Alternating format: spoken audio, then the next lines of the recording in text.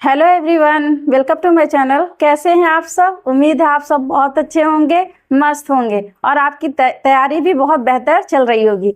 जैसा कि आप जानते हैं, जो आपके 10th के क्लास में जो बोर्ड का पेपर होता है वो 100 मार्क्स के होते हैं। उसमें से आपका 30 नंबर आप जानते हैं कि वो प्रयोगात्मक होता है जो आपके विद्यालय में होगा, और बचते हैं 70 नंबर। 70 में से आपके जो 20 नंबर के क्वेश्चन सिर्फ MCQ पैटर्न पे आते हैं।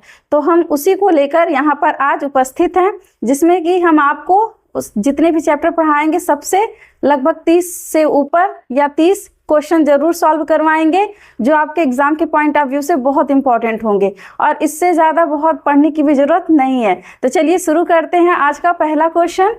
तो आज का पहला क्वेश्चन क्या है? रासायनिक अभिक्रिया में क्या होता है? तो अब रासायनिक अभिक्रिया में क्या होगा? केवल भौतिक अवस्था बदलती है, या रासायनिक बंध टूटते और बनते हैं, केवल रंग बदलता है, या केवल तापमान बदलता है? तो देखिए, रासायनिक अभिक्रिया की बात कर रहा है। तो रासायनिक अभिक्रिया मैंने पूरा डिटेल में पढ़ाया है। अगर आपको उससे कोई भी टॉपिक समझ में नहीं आता है तो आप जरूर डिस्क्रिप्शन बॉक्स में उसका लिंक मिल जाएगा, आप वो वीडियो पूरा शुरू से लास्ट तक जरूर देखें। फिर भी अगर आपको कोई डाउट रह जाता है तो प्लीज आप कमेंट करना ना भूलें। कमेंट करिएगा, मैं उसको फिर से आपको समझा दूंगी। तो पहला अब क्या कह रहा है? रासायनिक अभिक्रिया में क्या होगा? तो क्या होगा? केवल भौतिक अवस्था तो बदलेगी नहीं, ठीक है। भौतिक अवस्था समझ रहे हैं ना, कि भौतिक अवस्था मतलब जो ऊपर ऊपर जो हमको देखने में पता चलता है। तो रासायनिक बंध टूटते और बनते हैं। रासायनिक अभिक्रिया तो रासायनिक बंध ही टूटेंगे और बनेंगे, ठीक है। तो करेक्ट ऑप्शन क्या हो जाएगा? बी। नेक्स्ट है, जब लोहे की वस्तु पर जंग लगती है तो यह कौन सी अभिक्रिया है? तो ये बात कर रहा है लोहे पर जंग लगना, मतलब संक्षारण। तो जब संक्षारण होगा तो वो कौन सी अभिक्रिया शो करेगा? विस्थापन अभिक्रिया, ऑक्सीकरण, अपचयन या निष्क्रियण? तो देखिए, अब जंग लगना होता क्या है कि जब भी कोई धातु जब क्या होती है, वायु और ऑक्सीजन मतलब नमी और ऑक्सीजन के संपर्क में आती है तो क्या होता है, उसका क्षरण होने लगता है, ठीक है। वो दोनों क्रिया करके क्या करते हैं, लोहे को कह सकते हैं, उसको क्या करते हैं, गलाने का, उसका क्षरण करते हैं। तो अब देखिए, वायु की उपस्थिति मतलब किसकी? ऑक्सीजन की। अब जब यहाँ पे ऑक्सीजन ऐड हो रहे हैं तो क्रिया कैसा होगा? ऑक्सीकरण होगा ना, मतलब ऑक्सीडेशन। तो करेक्ट ऑप्शन क्या हो जाएगा? बी। ऑक्सीकरण को इंग्लिश में क्या बोलते हैं? ऑक्सीडेशन। तो करेक्ट ऑप्शन क्या हो जाएगा आपका? बी। अगला क्वेश्चन है, 2H2 + O2 गिव्स 2H2O, मतलब हाइड्रोजन और ऑक्सीजन मिलके वाटर बना रहे हैं। यह किस प्रकार की अभिक्रिया है? बताइए किस प्रकार की अभिक्रिया है? तो ऑप्शन है अपघटन, संयोजन, विस्थापन या द्विविस्थापन। तो देखिए, मैंने कई टाइप की आपकी अभिक्रिया मैंने बताई थी, तो जिसमें कि अब देखिए, अपघटन का मतलब है कि कोई भी एक जो आपका अभिकारक है टूट के दो या दो से अधिक उत्पाद में मतलब टूटेगा, तो वो हो गया आपका अपघटन। संयोजन का मतलब क्या है कि कोई भी दो या दो से अधिक क्या होंगे, अभिकारक मिलके एक उत्पाद बनाते हैं, तो उसको बोलते हैं संयोजन। तो करेक्ट ऑप्शन आपका क्या हो जाएगा? बी, संयोजन। यह किस प्रकार की अभिक्रिया है? संयोग कर रहे हैं, क्योंकि देखिए हाइड्रोजन प्लस ऑक्सीजन, यहाँ पे देखिए मैंने दो तत्व लिए हैं, दोनों को मिलाकर तब जाके यहाँ पर एक आपका उत्पाद बना है। तो ये क्या हो गया, किस प्रकार का अभिक्रिया? संयोजन। विस्थापन में क्या होगा कि जो सक्रिय होता है वो अपने से दुर्बल को क्या करता है, विस्थापित करके खुद जाकर उस पर बैठ जाता है। द्विविस्थापन में दोनों क्या करते हैं, कोऑपरेट करते हैं, सहयोग करते हैं कि ठीक तुम मेरी जगह ले लो, मैं तुम्हारी जगह ले लूंगा। तो करेक्ट ऑप्शन इसका क्या हो जाएगा? बी। नेक्स्ट है, कौन सी गैस बुझी हुई तीली को पुनः जला सकता है? तो देखिए, आपको पता ऑक्सीजन की उपस्थिति में जो भी ये आग जलने की प्रक्रिया, उसमें ऑक्सीजन की उपस्थिति जरूरी होती है। तो कार्बन डाइऑक्साइड, H2O2 या N2, तो किसके लिए, किसकी उपस्थिति में ऑक्सीजन अगर रहेगा तो तीली अगर बुझ रही है तो वो जल जाएगी। बेरियम क्लोराइड प्लस H2SO4 मतलब सल्फ्यूरिक एसिड मिलके क्या बना रहे हैं, बेरियम सल्फेट प्लस HCl मतलब हाइड्रोक्लोरिक अम्ल। यह कौन सी अभिक्रिया है? अब बताइए कौन सी अभिक्रिया है? संयोजन है। तो संयोजन में देखिए, अगर दो मिलके एक बनाते तब तो संयोजन होता, अपघटन है। अपघटन में अगर एक अभिकारक टूटकर दो या दो से अधिक उत्पाद बनाता तो अपघटन होता। द्विविस्थापन, तो द्विविस्थापन में क्या होता है, आपस में एक दूसरे का क्या करते हैं, शेयरिंग कर लेते हैं। जैसे मान लीजिए अब यहाँ पे बेरियम क्लोराइड है, H2SO4 है, ठीक है। तो अब इस हाइड्रोजन की जगह पे कौन आ गया, बेरियम क्लोराइड, ठीक है। और यहाँ पे देखिए तब क्या बन गया, बेरियम सल्फेट बन गया। लेकिन यहाँ पे Cl बचा, इस Cl के साथ ये हाइड्रोजन आ गए, ठीक है। मतलब आपस में क्या कर रहे हैं, ये एक्सचेंज कर रहे हैं। जैसे मान लीजिए कि कोई A है, AB प्लस CD है, तो ये क्या कर रहे हैं, ये A चल जा रहा है, सॉरी ये A चलेगा इस D के साथ, AD, और B आ जाएगा C के साथ, तो प्लस BC। मतलब क्या कर रहे हैं, एक दूसरे से एक्सचेंज कर रहे हैं ना, कि ये अगर ये कह रहा है तुम इसकी जगह पे अगर, मतलब ये इसको हटा के खुद जाके अगर ऐड होगा तो ये उसकी जगह पे फिर ऐड हो जाएगा। मतलब ये एक दूसरे से क्या कर रहे हैं, अदला बदली कर रहे हैं। तो यहाँ पे किस प्रकार का रिएक्शन है, देखिए बेरियम कहाँ गया, इस हाइड्रोजन से इसको रिप्लेस करके अपने आके ऐड हो गया है। तो ये Cl भी कह रहा है ठीक है, तो हम भी तुम्हारा जो ये क्या कहते हैं हाइड्रोजन बच रहा है वो इसके साथ आ जाएगा। तो ये क्या कर रहे हैं, सब आपस में विस्थापन कर रहे हैं। तो किस प्रकार का, यहाँ पे डबल डिस्प्लेसमेंट हो रहा है, मतलब दोहरा विस्थापन हो रहा है। तो करेक्ट ऑप्शन आपका क्या हो जाएगा, सी, द्विविस्थापन। नेक्स्ट क्वेश्चन है आयरन प्लस कॉपर सल्फेट। किसकी बात कर रहा है, आयरन प्लस कॉपर सल्फेट। क्या बना रहे हैं, आयरन सल्फेट, ठीक है। और कॉपर क्या हो रहा है, बाहर निकल रहा है। तो यहाँ पे ये किस प्रकार की अभिक्रिया होगी, द्विविस्थापन, एकल विस्थापन, अपघटन या संयोजन। तो मैंने सबको बहुत डीपली बहुत अच्छे से पढ़ाया है। तो यहाँ पर क्या होगा, ये एकल विस्थापन। अच्छा देखिए एकल क्यों है, यहाँ पे ये जो कॉपर है, ठीक है, कॉपर इस आयरन से दुर्बल है, ठीक है। जैसे मैंने बताया था कि ना, मान लीजिए आपके क्लास में कोई, मान लीजिए एक क्लास में एक सीट पर मान लीजिए 3 बच्चे बैठे हुए हैं, ठीक है। तो और एक बच्चा यहाँ पे है जो इससे क्या है, बहुत प्रबल है, मतलब बहुत इससे ताकतवर है। तो ये क्या करता है, इसको हटा देगा, कहेगा तुम हटो, हम इस जगह पे आकर बैठेंगे। मतलब इसको क्या कर रहा है, निकाल दे रहा है और खुद जाके वहां पे ऐड हो जा रहा है। तो सेम ऐसे भी है, ये यहाँ पे भी है। आयरन जो है कॉपर से ज्यादा प्रबल होता है, ज्यादा सक्रिय होता है। तो इसको क्या करता है, बाहर निकाल के खुद जाके जुड़ गया है। तो ये किस प्रकार का विक्रिया होगा, एकल विस्थापन। एकल क्यों, क्योंकि एक ही का विस्थापन हो रहा है। डबल कब होता, जब इसके साथ और कुछ होता और आपस में सब क्या करते, एक्सचेंज कर लेते, तो वो होता है द्विविस्थापन। लेकिन यहाँ पे क्या होगा, एकल विस्थापन। नेक्स्ट क्वेश्चन है वह रासायनिक समीकरण जिसमें अभिकारक और उत्पाद के द्रव्यमान समान होते हैं कहलाता है। मतलब अब ऐसा समीकरण है जिसमें अभिकारक और उत्पाद दोनों का द्रव्यमान समान होगा, तो उसे हम क्या कहेंगे, असंतुलित समीकरण। उसे असंतुलित तो नहीं कहेंगे, ठीक है, क्या बोलेंगे, संतुलित समीकरण। करेक्ट ऑप्शन क्या हो जाएगा आपका, बी। अगला क्वेश्चन है प्रकाश की उपस्थिति में होने वाली अभिक्रिया है। अब देखिए प्रकाश की उपस्थिति में है तो प्रकाशीय अभिक्रिया, ताप की उपस्थिति में होगा तो तापीय अभिक्रिया, उत्प्रेरक की उपस्थिति में होगा। उत्प्रेरक क्या है, उत्प्रेरक एक तरह से किसी अभिक्रिया की दर को बढ़ाने का काम करता है। जैसे आप मान लीजिए कोई 2 लोग आपस में लड़ाई कर रहे हैं, मान लीजिए थोड़ा बहुत अभी शुरू हुआ है, लेकिन कभी कभी देखते हैं ना तीसरा आके और लगा देता है, वो लड़ाई और बढ़ जाती है। तो कुछ उसी प्रकार उत्प्रेरक का भी काम होता है, वो बस क्या करता है, उस अभिक्रिया को बढ़ाने का काम करता है। और अगर इलेक्ट्रोड की उपस्थिति में होगा, मतलब आपका एक कैथोड एनोड जब छड़ लगा के जब हम कोई अभिक्रिया कराते हैं तो वो इलेक्ट्रोलिटिक अभिक्रिया होगी। तो यहाँ पर प्रकाश की उपस्थिति में हो रहा है तो क्या होगा, प्रकाशिक अभिक्रिया। तो करेक्ट ऑप्शन आपका क्या हो जाएगा, ए। अगला क्वेश्चन देखते हैं। अगला क्वेश्चन क्या है, KClO3 क्या बन रहा है, 2KCl प्लस 3O2। यह कौन सी अभिक्रिया, अब देखिए यहाँ पर एक आपका अभिकारक है, मतलब अगर रिएक्टेंट की बात करें कितना है, 1 है, ठीक है।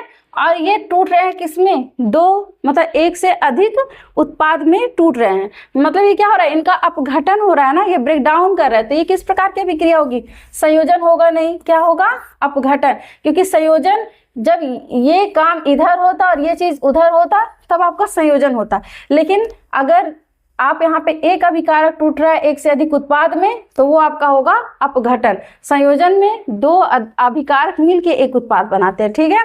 बाकी विस्थापन, द्विविस्थापन आप समझ रहे हैं। अगला क्वेश्चन है, किसी पदार्थ का इलेक्ट्रॉनों का खोना कहलाता है। किसी कोई पदार्थ है, अगर उसमें से इलेक्ट्रॉन निकल रहे हैं तो उसे क्या कहेंगे, ऑक्सीकरण बोलेंगे, अपचयन बोलेंगे, या न्यूट्रलाइजेशन बोलेंगे, या अवक्षेप बोलेंगे। देखिए मैंने आपको दो रिएक्शन बताया था, मतलब दो प्रकार की अभिक्रिया, एक मैंने बताया था ऑक्सीकरण और एक बताया था अपचयन, ठीक है। ऑक्सीकरण का मतलब क्या होता है, ऑक्सीजन का जुड़ना, ठीक है, क्या है, ऑक्सीजन का जुड़ना। और क्या हो सकता है, हाइड्रोजन का निकलना,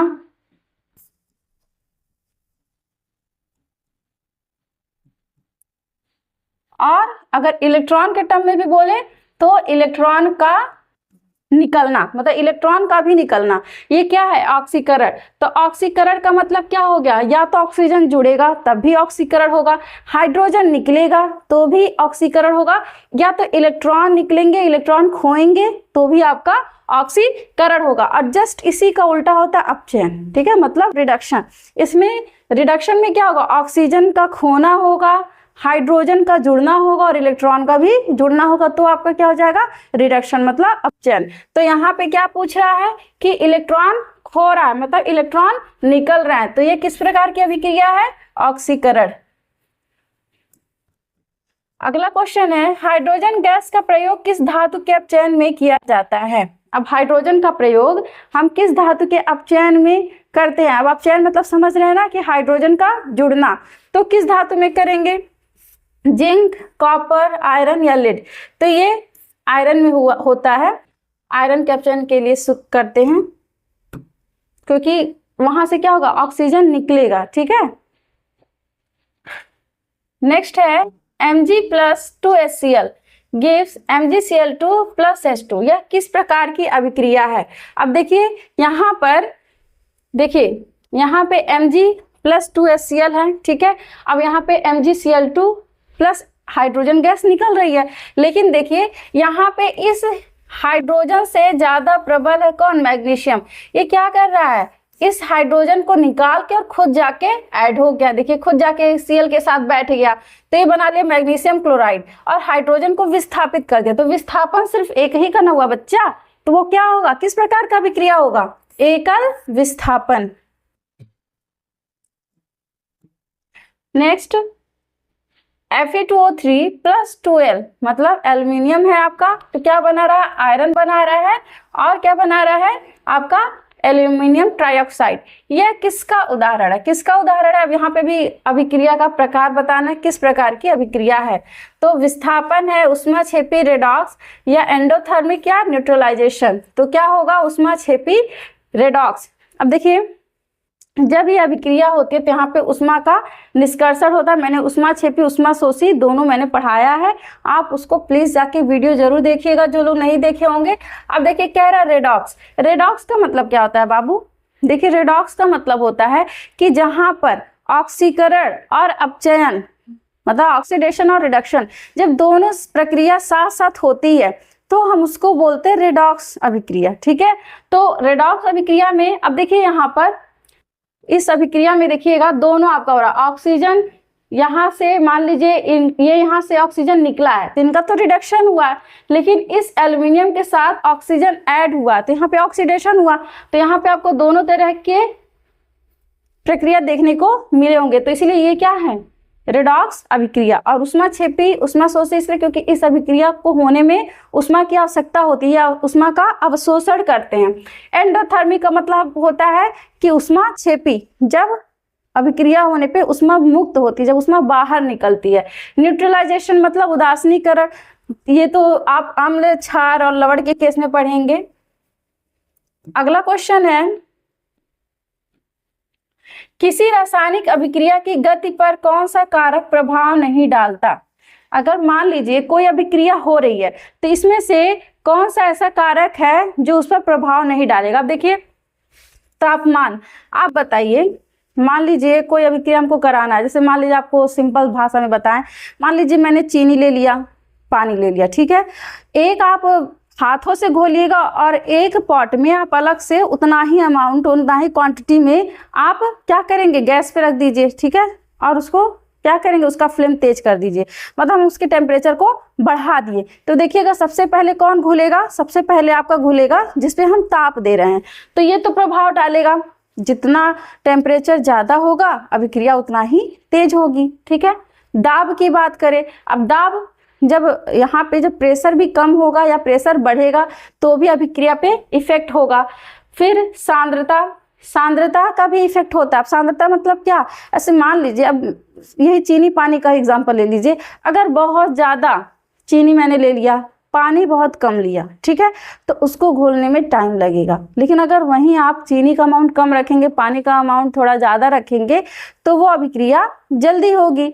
तो सांद्रता का भी इफेक्ट पड़ता है। लेकिन रंग से कोई मतलब है, आप कोई भी कलर यूज कर दीजिए, उससे क्या मतलब है, अभिक्रिया पे कोई इफेक्ट नहीं होने वाला कि रंग डालने से अभिक्रिया स्लो हो रही है कि अभिक्रिया फास्ट हो रही है, ठीक है।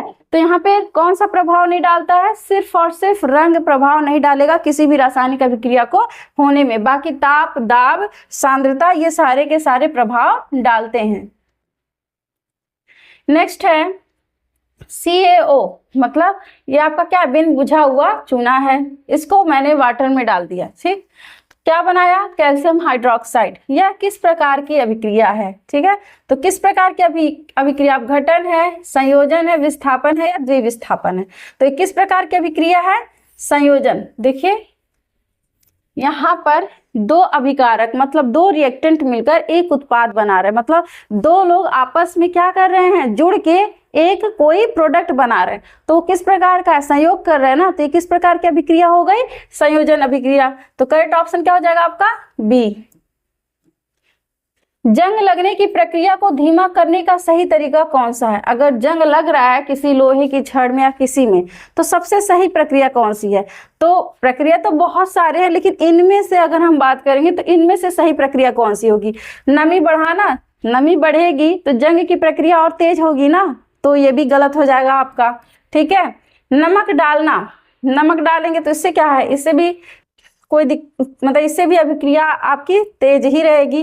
पानी में डुबाना, तब भी आप नमी ही बढ़ा रहे हैं, तब भी क्षरण होगा, मतलब तब भी लोहे में जंग लग सकता है, किसी भी धातु में। लेकिन अगर हम उस पर तेल या ग्रीस लगा दें, ठीक है, मान लीजिए मैंने कोई भी धातु लिया, उस पर तेल या जब ग्रीस लगा देंगे तो क्या होगा, उसका जो जंग लगने की प्रक्रिया वो क्या हो जाएगी, धीमा हो जाएगी। जैसे मान लीजिए आपने लोहे पे ही ग्रीस लगा दीजिए, चाहे आपने देखे होंगे मशीन के जो कलपुर्जे जो इंटरनल वाले जो मूवमेंट करते हैं एक दूसरे पे, जो फिसलने वाले होते हैं, तो वो क्या होते हैं, उनमें आप हमेशा देखिएगा ग्रीस लगाया जाता है, ठीक है, जिससे वो क्या करे, आसानी से एक दूसरे पे स्लिप करे। वरना क्या हो जाएगा, उसमें जंग लग जाता है तो उनमें फ्रिक्शन ज़्यादा हो जाता है, फिर वो मूवमेंट सही से नहीं कर पाते हैं। तो क्या कर सकते हैं, तेल या ग्रीस लगाएंगे।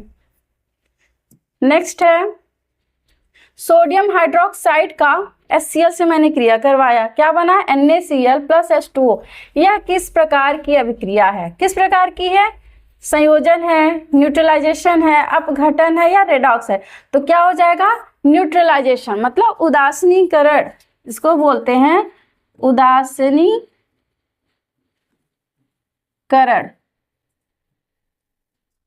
उदासीनीकरण मतलब क्या, जब भी देखिए अम्ल और क्षार, जब भी याद रखिएगा, जब भी कोई अम्ल और क्षार जब आपस में क्या करेंगे, रिएक्शन करेंगे, अभिक्रिया करेंगे, तो वहां पर हमेशा क्या बनेगा, लवण बनेगा प्लस जल बनेगा। और इसी प्रक्रिया को हम क्या कहते हैं, उदासीनीकरण। उदासीनीकरण का मतलब क्या है, जिसका pH मान कितना हो बेटा, जिसका pH मान कितना होगा, 7, मतलब ना ही अम्लीय ना ही क्षारीय होते हैं, ठीक है। तो उसी को हम बोलते हैं उदासीनीकरण। तो यहाँ पर जो आपके ये क्या है, उदासीनीकरण प्रक्रिया, मतलब ना ही ये अम्लीय होंगे ना ही ये क्षारीय होंगे। किसी अभिक्रिया में अवक्षेप प्रेसिपिटेट बनने का अर्थ है गैस का निर्माण। गैस तो आप जान रहे हैं, गैस मतलब उड़ने वाली चीज है। तो अवक्षेप की बात करें मतलब वो आपको बीकर में या टेस्ट ट्यूब में नीचे बैठा हुआ दिखाई देगा, तो गैस तो आपको दिखाई नहीं देता। उष्मा का उत्सर्जन, ये भी गैस के ही फॉर्म में हो जाएगा, दिखाई नहीं देगा, फील कर सकते हैं, ठीक है। ठोस का निर्माण या रंग बदलना, तो रंग बदलना तो प्रेसिपिटेट नहीं है, वो तो सीधे सोल्यूशन में आपको कलर दिखेंगे। लेकिन ये कह रहा है प्रेसिपिटेट। प्रेसिपिटेट किसे कहते हैं? जैसे मान लीजिए मैंने कोई टेस्ट ट्यूब ले लिया, ठीक है। टेस्ट ट्यूब में मैंने कोई भी दो पदार्थ का क्या किया, रिएक्शन करवाया, आपस में उनकी अभिक्रिया करवाई। तो आप देखेंगे अभिक्रिया करने के बाद से क्या होगा, नीचे देखेंगे कुछ यहाँ पे प्रेसिपिटेट इसी को कहते हैं जो नीचे बैठ जाए और जो ऊपर तैरता रहे। मान लीजिए मैंने बालू ले लिया और पानी ले लिया, दोनों को मिक्स किया, तो कुछ समय बाद आप देखेंगे पानी ऊपर रह जाएगा, बालू नीचे रह जाएगा। बस ऐसे सिंपल समझिए। तो इसी को हम क्या बोलेंगे, ठोस का निर्माण। क्या है, क्योंकि यहाँ पे ये सॉलिड अवस्था में आपको देखने को मिलते हैं ना, तो करेक्ट ऑप्शन आपका क्या हो जाएगा, सी। अगला क्वेश्चन है, जब बिजली की सहायता से जल का अपघटन किया जाता है तो यह कहलाता है। तो आप बिजली की सहायता से जब जल का अपघटन करेंगे तो क्या थर्मल जब आप सिर्फ और सिर्फ टेम्परेचर दे रहे हैं, ठीक है। फोटो अपघटन, फोटो मतलब जब लाइट के प्रेजेंस में करवा रहे हैं। इलेक्ट्रोलिटिक अपघटन, करेक्ट ऑप्शन क्या हो जाएगा आपका, सी। रेडॉक्स में तो आप जान रहे हो ऑक्सीडेशन रिडक्शन होता है, मतलब ऑक्सीजन का जुड़ना या ऑक्सीजन का निकलना, ये प्रक्रिया होती है। लेकिन इलेक्ट्रोलिटिक में ही क्या करते हैं, जब बिजली की सहायता से हम जल का अपघटन करते हैं, इसमें क्या करते हैं, हम एक कैथोड लेते हैं और एक एनोड की छड़ यूज करते हैं, मतलब एक प्लस और एक माइनस बैटरी की आवश्यकता होती है इसमें। अगला क्वेश्चन है, PbNO3 का होल ट्वाइस को गर्म करने पर, मतलब लेड नाइट्रेट को गर्म करने पर क्या उत्पन्न होता है, क्या होगा आपका Pb plus NO2 plus O2 या PbO plus NO2 plus O2 या PbO plus N2 plus O2 या लेड प्लस मतलब आपका N2O प्लस O2। तो क्या बनेगा ये आपका लेड ऑक्साइड प्लस आपका नाइट्रोजन डाइऑक्साइड प्लस ऑक्सीजन। ये आपके, इसको जब आप गर्म करेंगे तो ये चीजें आपकी बनेंगी। अगला क्वेश्चन है, यहाँ पे देखिए 2SO2 दिया है, मतलब सल्फर डाइऑक्साइड दिया है, ऑक्सीजन है और सल्फर ट्राइऑक्साइड है। यह किस प्रकार की अभिक्रिया है, तो द्विविस्थापन, संयोजन, अपघटन या विस्थापन। ये तो बहुत इजी सा है, संयोजन है, यहाँ पे दो मिलके एक उत्पाद बना रहे हैं, तो ये किस प्रकार की अभिक्रिया है, संयोजन है। अगला क्वेश्चन है, रेडॉक्स शब्द किसका संयोजन है, किसका है, reduction plus oxidation, radiation oxide या फिर radiation plus oxygen, oxide plus ऑक्सीकरण। तो क्या हो जाएगा, रिडक्शन प्लस ऑक्सीडेशन, मतलब आपका अपचयन प्लस ऑक्सीकरण।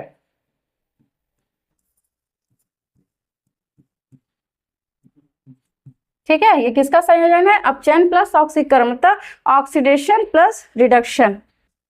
अगला क्वेश्चन है, यहाँ पे दिया है आपका AgBr प्लस Ag मतलब सिल्वर और ब्रोमीन दिया है। यह किस प्रकार की अभिक्रिया है। अब देखिए क्या हो रहा है, ये ब्रेक डाउन हो रहे हैं, तो क्या होगा, अपघटन। करेक्ट ऑप्शन क्या हो जाएगा, ए, क्योंकि यहाँ पर एक आपका अभिकारक है, ये टूट के एक से अधिक उत्पाद बना रहे हैं। अगला क्वेश्चन है, किसी रासायनिक समीकरण को संतुलित करने का अर्थ क्या है। अगर हम किसी रासायनिक समीकरण को संतुलित कर रहे हैं तो उसका क्या मतलब होगा, ऊर्जा को संतुलित करना। तो हम समीकरण को संतुलित कर रहे हैं तो ऊर्जा इसमें कहाँ से आ गया, क्योंकि संतुलित करने का मतलब क्या है, अभिकारक और उत्पाद दोनों का द्रव्यमान क्या होना चाहिए, समान होना चाहिए। तो द्रव्यमान को संतुलित करना, परमाणु की संख्या को संतुलित करना या समय को संतुलित करना, तो किससे करते हैं, परमाणु की संख्या को हम संतुलित करते हैं। इसमें द्रव्यमान तो संतुलित होगा, लेकिन हम संतुलित किसे करते हैं, परमाणु की संख्या को संतुलित करते हैं। नेक्स्ट है, जल के विद्युत अपघटन से कौन सी गैस बनती है? तो हाइड्रोजन और क्लोरीन बनती है, हाइड्रोजन और ऑक्सीजन, हाइड्रोजन और कार्बन डाइऑक्साइड, या आपका ऑक्सीजन और नाइट्रोजन। तो क्या बनती है? हाइड्रोजन और ऑक्सीजन। जब भी हम जल का विद्युत अपघटन करेंगे तो हाइड्रोजन और ऑक्सीजन गैस बनेगी। यहाँ पे दिया है आयरन प्लस क्लोरीन दिया है, बनाया क्या है? आयरन ट्राइक्लोराइड का संतुलित समीकरण क्या है? यहाँ पे आपको समीकरण को संतुलित करना है। मैंने इसके लिए आपको डिटेल में अच्छे से समझाया है, लेकिन फिर भी बस एक मैं यहाँ पे बता दे रही हूँ। जैसे मान लीजिए मैंने एक तरफ ले लिया तत्व, बीच में आप एक तरफ ले लीजिएगा अभिकारक की संख्या और एक तरफ ले लीजिएगा उत्पाद की संख्या। ठीक है, उत्पाद की संख्या। ठीक, तो यहाँ पर क्या क्या है तत्व? आपके आयरन है और क्लोरीन है। अब इनका हम अगर देखें अभिकारक की तरफ, देखिए एक है संख्या, क्लोरीन कितना है? 2 है। लेकिन आप उत्पाद की तरफ चलेंगे तो आयरन तो 1 है, ठीक है, लेकिन यहाँ पर क्लोरीन आपका कितना है? 3 है। अब तो हमको इसको संतुलित करना पड़ेगा। तो यहाँ पर 3 है, यहाँ पे 2 है, तो हमको यहाँ पर मल्टीप्लाई करना होगा। तो मान लीजिए हम Cl के पास कर लिए, ठीक है, तो अगर हम एक से करेंगे तब भी आपका 3 ही रह जाएगा। तो मान लीजिए मैंने कर दिया किससे? 2 से किया, तो 2 से करेंगे तो फिर आपका ये आयरन डिस्टर्ब हो जाएगा। ठीक है, तो यहाँ पर हम कर लेते हैं 3 से मल्टीप्लाई। ठीक है, तो 3 से जब मल्टीप्लाई करेंगे तो यहाँ पे कितना हो जाएगा? 6 हो जाएगा। ठीक, अब 6 हो गया तो यहाँ पे आपका रिएक्शन क्या बन रहा है? कुछ इस प्रकार हो जाएगा, Fe प्लस, मान लीजिए क्योंकि यहाँ पे 3 है तो 1 2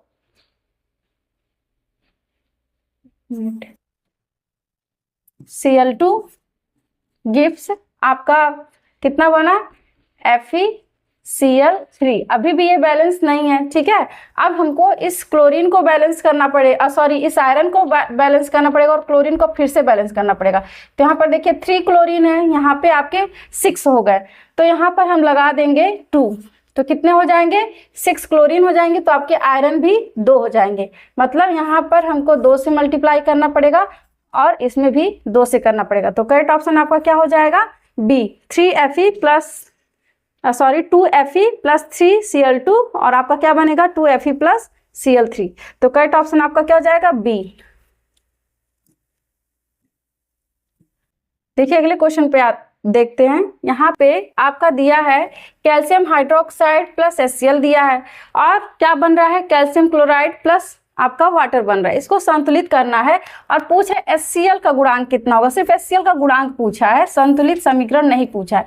तो आप यहाँ पे लिख लीजिएगा, यहाँ पे तत्व, अभिकारक की संख्या, उत्पाद की संख्या। मैं यहाँ पे डायरेक्ट कर रही हूँ। मान लीजिए मैंने यहाँ पे अभिकारक में देखिएगा, पहले कैल्शियम है, ऑक्सीजन है, हाइड्रोजन है और क्या है? क्लोरीन है। अब सबकी संख्या अभिकारक की तरफ देखिए, कैल्शियम यहाँ पर 1 है, ऑक्सीजन देखिए कितना है? 2 है। यहाँ पर ऑक्सीजन कितना बेटा?